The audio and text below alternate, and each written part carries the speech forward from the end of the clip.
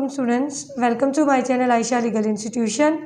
आज की वीडियो मेरी स्पेशली है गैट के स्टूडेंट्स के लिए। जैसे कि मैंने आपको पिछली वीडियो में बताया था कि हम गैट के एक सीरीज़ का आगाज़ करने जा रहे हैं, जिसमें मैं आपको बताऊंगी रोज़ का कोई ना कोई एक लेक्चर। तो आज हम जो स्टार्ट करने जा रहे हैं, हमने QSO के जो इम्पॉर्टेंट टॉपिक्स हैं उनको डिस्कस करेंगे वन बाय वन करके।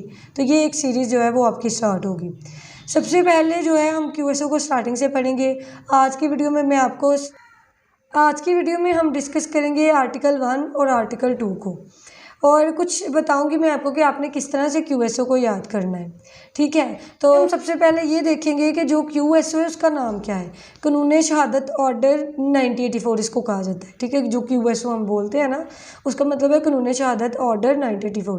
This is not called an ordinance. ये सबसे पहली बात है, ये भी आपको MCQ एग्जामिनर पूछ सकता है और बच्चे गलत लगाते हैं।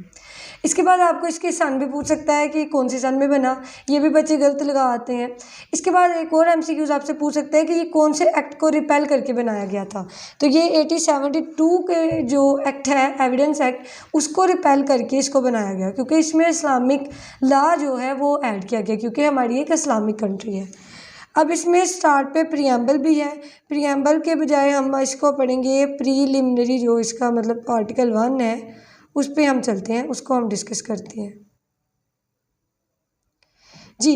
तो जो इसका आर्टिकल 1 है, चले प्रीएम्बल में एक जो इम्पोर्टेंट बात, हाँ जी, जो इसकी सन है ना वो आपने याद रखनी है कि 28 अक्टूबर 1984। अक्सर बच्चे ये भी गलत लगा आते हैं, तो ये एग्जैक्ट इसकी डेट आपने याद रखनी है। इसके बाद इसके प्रीएम्बल में जो बात याद रखने वाली है वे आपने वर्ड्स पे नोट्स करना है, वर्ड्स को नोट करना है कि वर्ड्स क्या बता रहे हैं इसके। Where is expedient to receive amendment and consolidate the law of evidence so as to bring in conformity with the injunction of Islam as lay down in holy Quran and Sunnah. मतलब कि किसके मुताबिक इसको revise किया गया, इसको amend किया गया, किसके according to injunction of Islam as lay down in holy Quran and सुन्ना।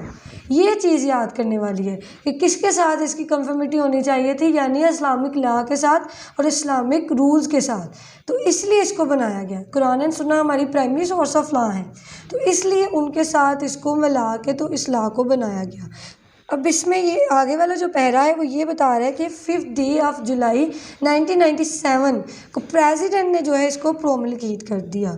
अब रेलेवेंसी ऑफ फैक्ट्स इसका सबसे पहला पार्ट है, ये भी आपने याद रखना है कि पार्ट 1 में क्या बताया गया, रेलेवेंसी ऑफ फैक्ट। टोटल इसके कितने आर्टिकल हैं, 166 इसके जो हैं वो टोटल आर्टिकल हैं, और चैप्टर इसके जो हैं वो इसके 13 चैप्टर हैं। तो ये भी चीज़ आपने याद रखनी है।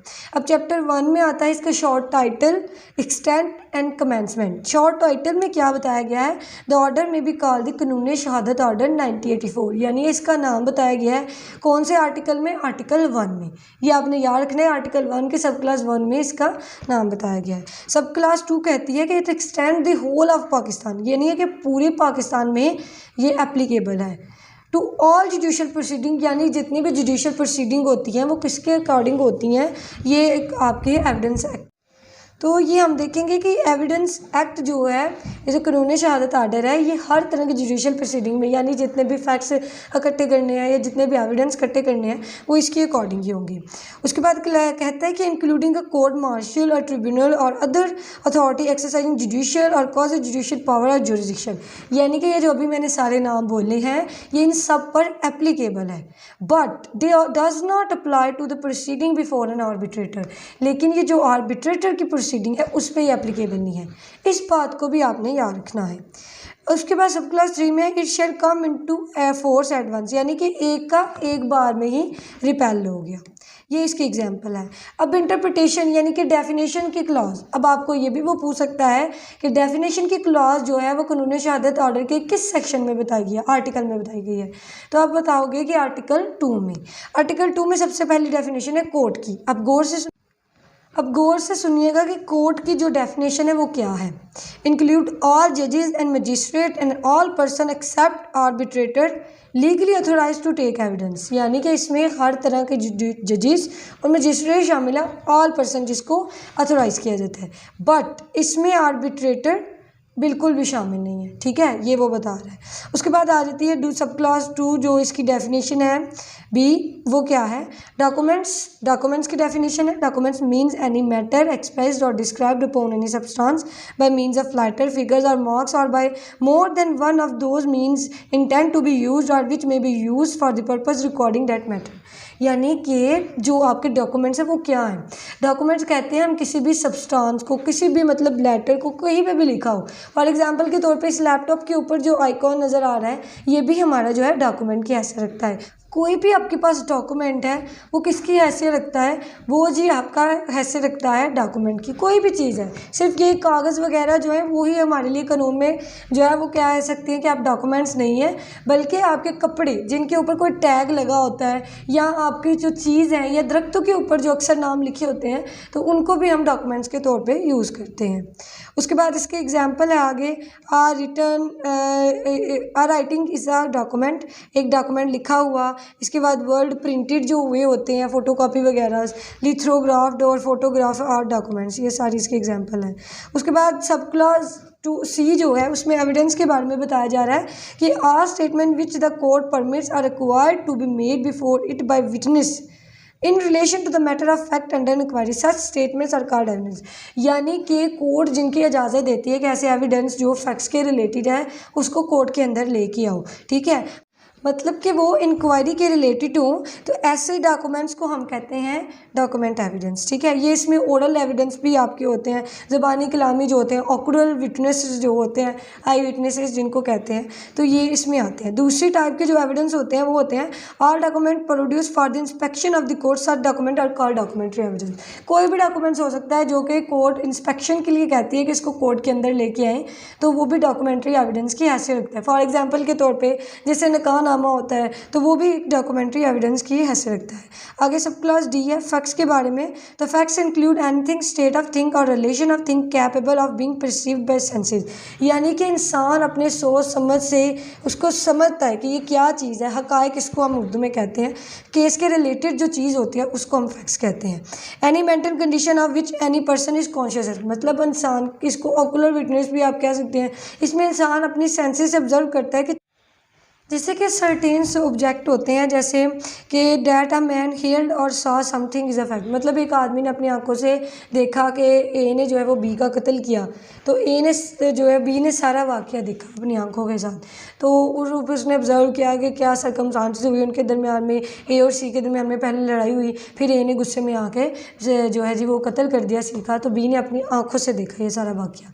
तो ये इस तरह के जो फैक्ट्स होते हैं उनको हम कहते हैं जी। आगे उसके बाद आगे चलते हैं हम, आगे आपका आता है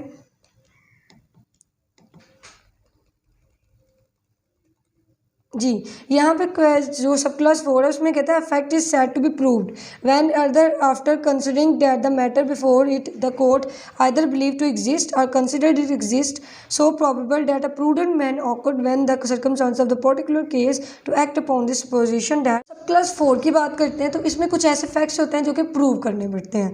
तो इसमें ये बताया जाता है कि जब भी आप कोर्ट के सामने मतलब चाहती है कि कोई मतलब एविडेंस हमारे सामने पेश किए जाएँ तो आप उसको पर्टिकुलर सर्कमस्टांसेस के हिसाब से पेश करेंगे। उसके बाद आगे फैक्ट्स आते हैं डिसप्रूव फैक्ट्स, जो मतलब इतने ज़रूरी नहीं होते उनके बारे में। अच्छा जी, ये वो बस इसमें इम्पोर्टेंस था जो वो मैंने आपके साथ डिस्कस कर दिया है। अब हम चलते हैं आशीर्न बंद करें, लिखा ही नहीं वो चीज़ जो मैं जी। ये थे कुछ इम्पॉर्टेंट फैक्ट्स जो कि मैंने आपके साथ डिस्कस कर दिए। अब हम इसके अलावा भी कुछ देख लेते हैं। इसमें जो सब क्लास 4, 5, 6, 7, 8, 9 ये सारी जो है वो फैक्ट्स के रिलेटेड है। इसमें आपको बताया जा रहा है कि कौन से फैक्ट्स जो है वो प्रूव करने ज़रूरी हैं और कौन से जो है वो अगर आप प्रूव ना करो तो काम चल जाएगा।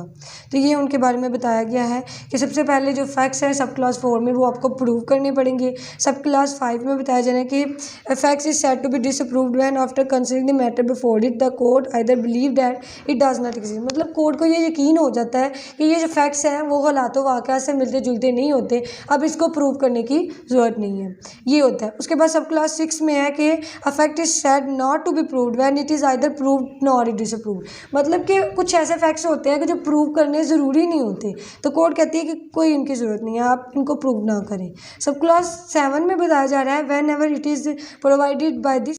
जी, अब सब क्लास 7 में ये बताया जा रहा है कि कोर्ट चाहती है अगर कि इन एविडेंस को जो है वो प्रूव करना ज़रूरी है, तो कोर्ट उन एविडेंस को कह सकती है कि इसको हर हाल में आप प्रूव करो।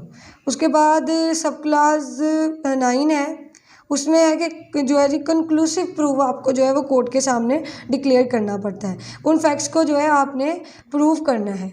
और कोर्ट अगर उन फैक्ट्स को चाहे तो वो कह सकती है कि मतलब ये रेलिवेंट नहीं है तो आप उसको प्रूव ना करें, ठीक है, कोर्ट इसको अलो नहीं कर सकती। कुछ ऐसे एविडेंस भी होते हैं। तो ये थी कुछ इंपॉर्टेंट इन्फॉर्मेशन। इसमें जो इम्पोर्टेंट आर्टिकल्स हैं वो आर्टिकल आपका 2 है, उसके बाद आर्टिकल 2 के जो सब क्लास 1 है वो इम्पोर्टेंट है, 2 की सब क्लास बी इम्पोर्टेंट है, 2 की सब क्लास सी इम्पोर्टेंट है और 2 की सब क्लास डी जो है ये मोस्ट इम्पॉर्टेंट है, और 2 की सब क्लास 6। इनमें से आपको एमसीक्यूज़ आ सकते हैं और ज़्यादातर एमसीक्यूज़ आते हैं डेफिनेशन क्लास से। तो आपने पहले डेफिनेशन क्लास को तैयार करना है।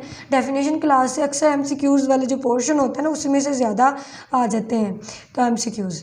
उसके बाद आपने क्या करना है कि जो आपका एक्ट है, जो भी ऑर्डर है, उसका अपने नाम, उसकी तारीख, कब वो अमेंड हुआ, कब उसको इन्फोर्स करवाया गया और कब उसको जो है जी वो इम्प्लीमेंट उसमें हुई, सारे मतलब उसके तरीके और किस एक्ट को रिपेल करके उसको बनाया गया, ये सारी चीज़ें जो हैं छोटी छोटी ये आपने याद करनी है। इसके अकॉर्डिंग जो है वो आपको पेपर में पूछ लेते हैं एमसीक्यूज़। तो कल हम इंशाल्लाह डिस्कस करेंगे आपका आर्टिकल 3 और फिर उसके बाद जो है फर्दर इंशाल्लाह बाकी वीडियोस आपके साथ शेयर करेंगे। तब तक के लिए अल्लाह हाफिज़, टेक केयर।